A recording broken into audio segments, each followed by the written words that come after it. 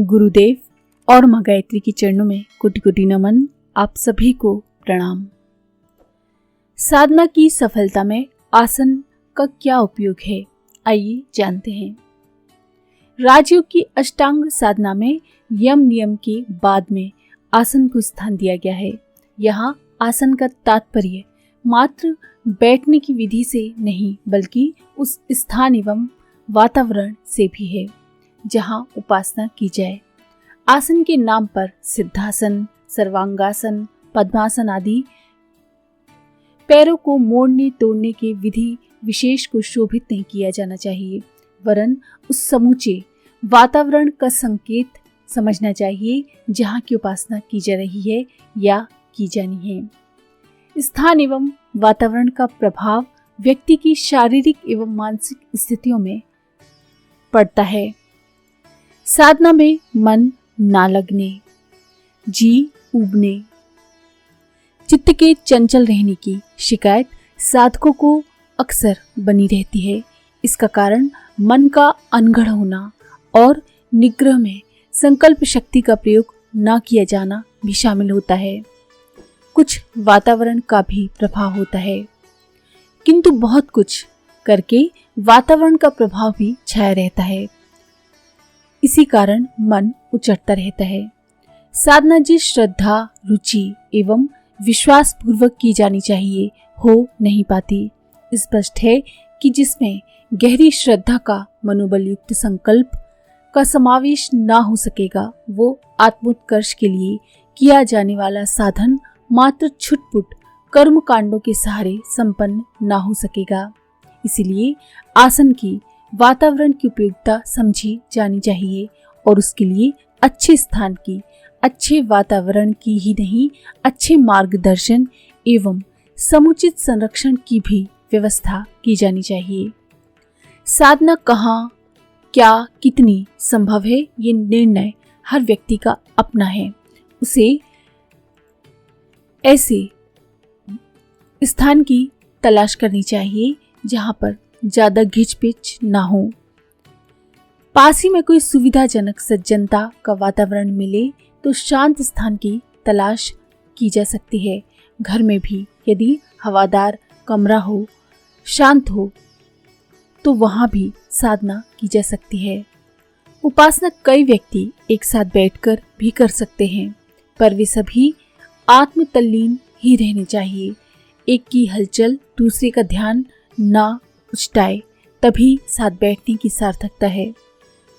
शांति कुंज का ब्रह्म वर्चस्व इसी दृष्टि से बनाया गया है।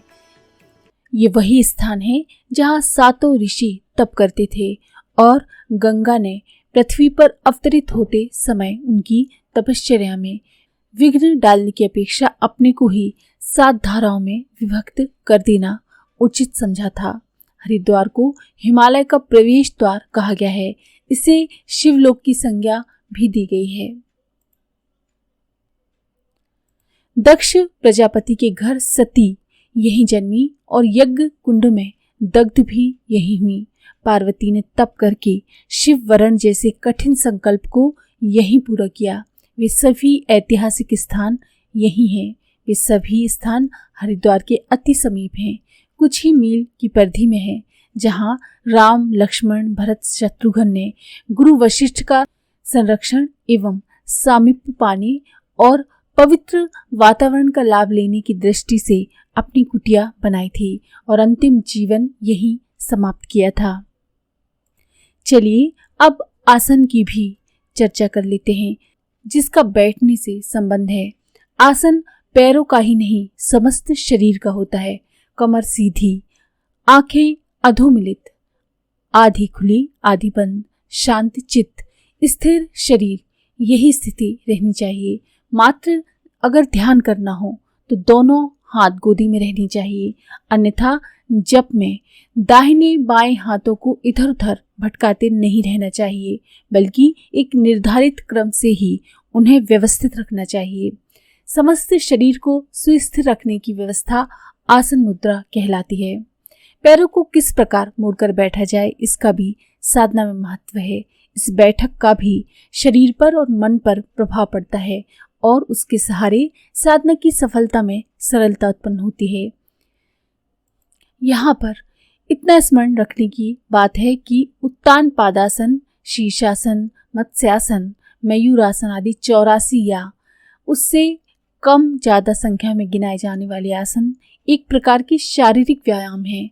आरोग्य रक्षा की दृष्टि से विशेष व्यायामों जैसा ही उनका महत्व है। उन्हें आध्यात्मिक साधनाओं के साथ सम्मिलित नहीं किया जाना चाहिए।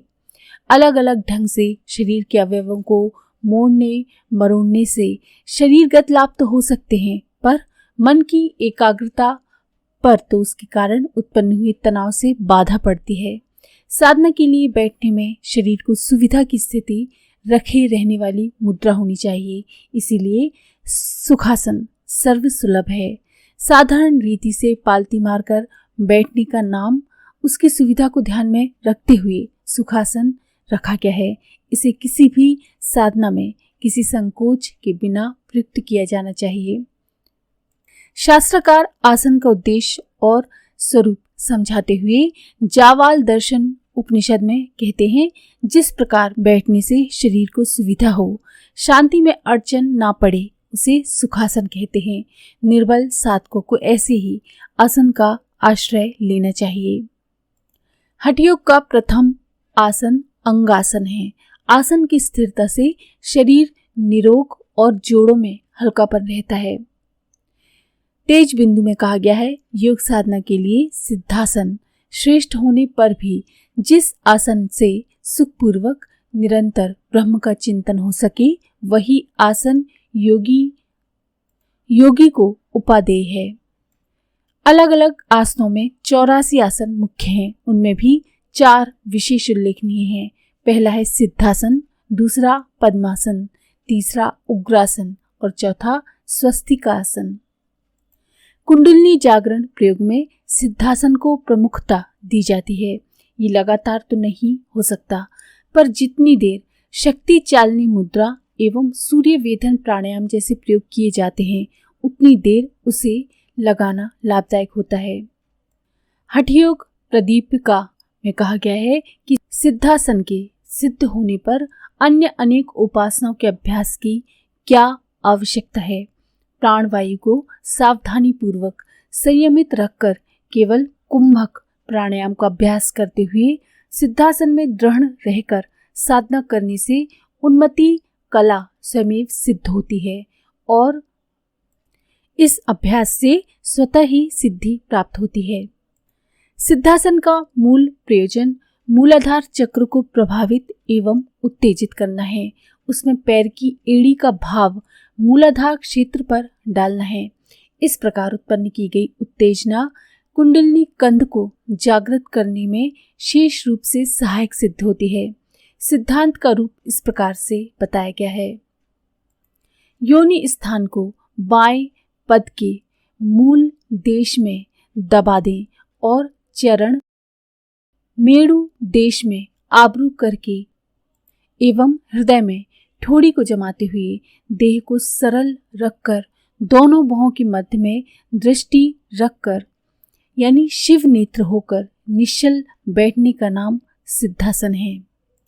सिद्धासन का स्वरूप अच्छी तरह से समझने के लिए उसे जानने और अभ्यास में लाने का प्रयत्न करना चाहिए। सिद्धासन में कमर सीधी, ध्यान मुद्रा, बाएं पैर इस प्रकार मोड़े कि उसकी एड़ी का ऊपरा भाग सीवन यानी मल मूत्र छिद्रों के मध्यवर्ती भाग के नीचे आ जाए। स्थिति ऐसी रहनी चाहिए कि सीधे बैठने पर एड़ी का दबाव सीवन के भीतर चल रही नालिकाओं पर पड़े। दाएं पैर को बाएं पैर के ऊपर रखकर पालथी जैसी स्थिति बनाई जाए। ऐसा करने से दाहिने पैर की एड़ी नाभि से लगभग 4 अंगुल नीचे उसी की सीध में जमी दिखाई देगी। इस प्रकार दोनों एड़ियां शरीर की मध्य रेखा पर रहती हैं तथा उनके बीच मूलाधार क्षेत्र आ जाता है। इस प्रकार बैठने से पैरों पर दबाव पड़ता है और अधिक देर इस तरह से बैठ सकने में कठिनाई होती है। इसलिए आवश्यकता अनुसार पैरों को बदलते रहना चाहिए। जिस प्रकार आरंभ में बायां पैर नीचे और दाहिना ऊपर था, उसी प्रकार दाहिना नीचे और बायां ऊपर, इस तरह से कर सकते हैं। सिद्धासन का अभ्यास आरंभ में 5 मिनट किया जाना चाहिए। जितना अभ्यास हो सके उतना करें। उठने पर पैरों को कष्ट अनुभव ना हो उतनी देर चलाया जा सकता है। 15 मिनट से 1 घंटे तक इसका अभ्यास किया जा सकता है। इसका प्रयोग जप में नहीं किया जाता, बल्कि सूर्य भेदन प्राणायाम जैसी विशेष साधनाओं में करना चाहिए। सामान्य गायत्री जप, ध्यान आदि में तो सामान्य पालथी मारकर ही बैठना पर्याप्त होता है। तनाव उत्पन्न करने वाले साधनों से सामान्य साधन में ध्यान बढ़ जाता है। इसलिए गायत्री साधना तो सामान्य स्थिति में पालथी मारकर बैठकर सुखासन में ही करें। आज के लिए इतना ही।